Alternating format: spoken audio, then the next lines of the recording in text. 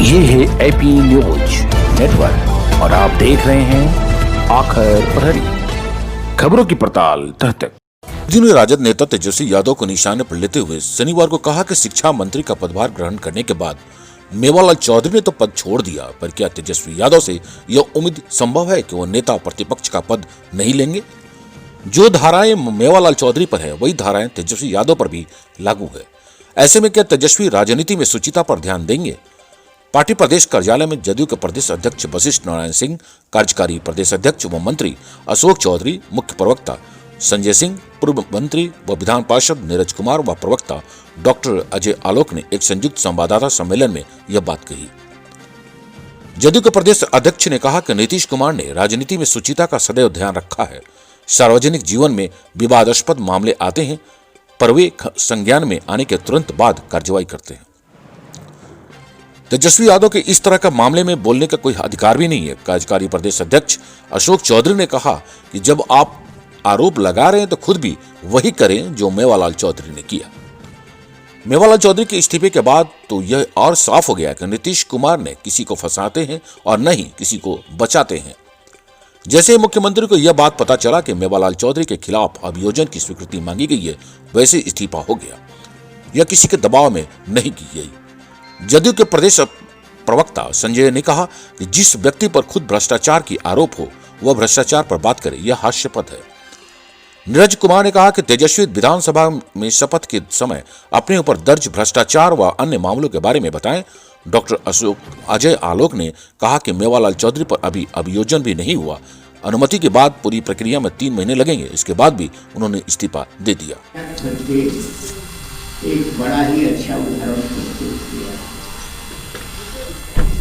और लंबे काल से बिहार के मुख्यमंत्री के पद पर नीतीश कुमार सुशोभित हैं। नीतीश कुमार ने राजनीतिक शुचिता का, राजनीतिक पवित्रता का बराबर ध्यान रखा है और जब भी कोई ऐसा मौका सार्वजनिक जीवन में कभी कभी विवादास्पद मुद्दे आते भी हैं, उसकी चर्चा भी होती है। तो जब भी कोई ऐसा मामला आया हो, चाहे मांझी जी का मामला हो, चाहे आर्यन सिंह का मामला हो,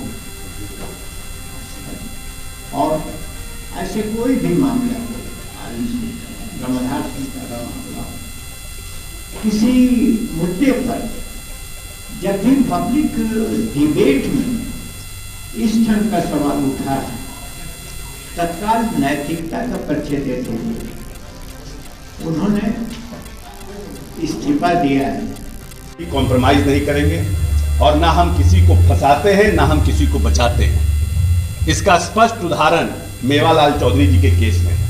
16 तारीख को मेवालाल चौधरी जी ओथ लेते हैं। 17 तारीख को हमारे एसपी ने अभियोजन की स्वीकृति की मांग की कि हमें अभियोजन की स्वीकृति दी जाए। 17 तारीख को माननीय नेता को जानकारी मिलती है। 17 को अभियोजन की स्वीकृति मांगी गई, 18 को नेता को जानकारी मिलती है और 19 को उनका इस्तीफा होता है।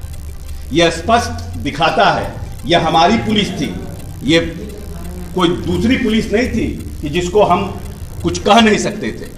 ये स्पष्ट ये बात दिखाता है कि माननीय नेता सार्वजनिक जीवन में जिस आचरण की लोगों से आशा करते हैं और जिस तरह से इन 15 वर्षों में सरकार को इस प्रदेश में चलाने का काम किया था, उस पर पूरी तरह से उतरने का काम करते हैं और आशा करते हैं कि जो राजनीतिक जीवन में जो लोग हैं वो भी इसका पालन करेंगे। जो लोग आज हमारे ऊपर प्रश्न चिन्ह उठा रहे हैं, जो लोग कहते हैं कि हमारे दबाव में हमारे कारण हुआ, तो इन 15 वर्षों में माननीय अध्यक्ष जी ने कहा कि 6 मंत्री को, माननीय नेता को जब जब जानकारी मिला उनका इस्तीफा कराया और जब वो पाक साफ हुए तब कैबिनेट में शामिल हुए। इसीलिए कोई दूसरा जो हमारे ऊपर उंगली उठाता है उनको खुद समझना और देखना चाहिए कि उनका आचरण कैसा है सार्वजनिक जीवन में। माननीय तेजस्वी यादव जी जो इस प्रदेश के मुख्यमंत्री होने का प्रयास कर रहे थे, उनके ऊपर मेवालाल चौधरी के सभी सेक्शन लगे हुए हैं, लेकिन उन्होंने अपनी राजनीतिक शुचिता का परिचय नहीं दिया। और ये उम्मीद करते हैं कि जो लोग आज तक राजनीतिक शुचिता का परिचय देते आ रहे हैं, जिन नेता ने इस आजाद हिंदुस्तान में सार्वजनिक जीवन में राजनीतिक शुचिता का एक नया अध्याय जोड़ने का काम किया, जब रेल मंत्री रहे नैतिकता पर इस्तीफा दिया, 2014 में जब मैंडेट नहीं मिला लोकसभा में मुख्यमंत्री के तौर पर इस्तीफा दिया, उनके ऊपर प्रश्न चिन्ह उठाने का काम करते हैं। इसीलिए हम तेजस्वी यादव जी से हम उम्मीद करते हैं कि जिस तरह से उन्होंने मेवालाल चौधरी के केस में प्रश्न उठाने का काम किया है, उसका निर्वहन वो भी अपने सार्वजनिक जीवन में करने का काम करेंगे। धन्यवाद। अब आगे इस पे इंक्वायरी इंस्टीट्यूट करके अविलंब कार्रवाई की जाए। हम जानना चाहते हैं चुनाव आयोग ने इंक्वायरी इंस्टीट्यूट की या नहीं की, और नहीं की तो अविलंब करे और इस मामले का निष्पादन होना चाहिए, क्योंकि चुने हुए जनप्रतिनिधियों को अगर भ्रष्टाचार का आरोप है तो उनको कुर्सी पर रहने का कोई हक नहीं है। ये हमारा सीधा मानना है। हमारा दूसरा निवेदन माननीय उच्चतम न्यायालय से, एमपी लैड कोर्ट बना जिसके तहत एमपी एमएलए सबकी और एमपी सबकी सुनवाई हो रही है, चाहे वो भ्रष्टाचार का हो चाहे क्राइम का हो। हम उच्चतम न्यायालय से अपील करते हैं कि कृपया करके जितने लोग अभियुक्त हैं, जिन पे चार्ज फ्रेम हो चुके हैं, जिनका मामला न्यायालय में लंबित है, उन पे अविलंब फास्ट ट्रैक मुकदमा करके उन पे अविलंब निर्णय लिया जाए। राजनीति की शुचिता बनाने के लिए यह बहुत जरूरी है कि जनप्रतिनिधियों में जनता का विश्वास बना रहे, तभी ये लड़ाई हम लड़ सकते हैं। और इसके लिए मैं मीडिया का भी सहयोग मांगूंगा कि हम प्रेस कॉन्फ्रेंस करें चाहे ना करें, आप ये दोनों मांग हमारी तरफ से उठाते रहिए, क्योंकि ये जनता की मांग है। गलत हलफनामा जो दे चुनाव आयोग में उम्मीदवारी रद्द कीजिए उसकी। जो चार्जशीटेड है टाइम फ्रेम में 3 से 6 महीने के अंदर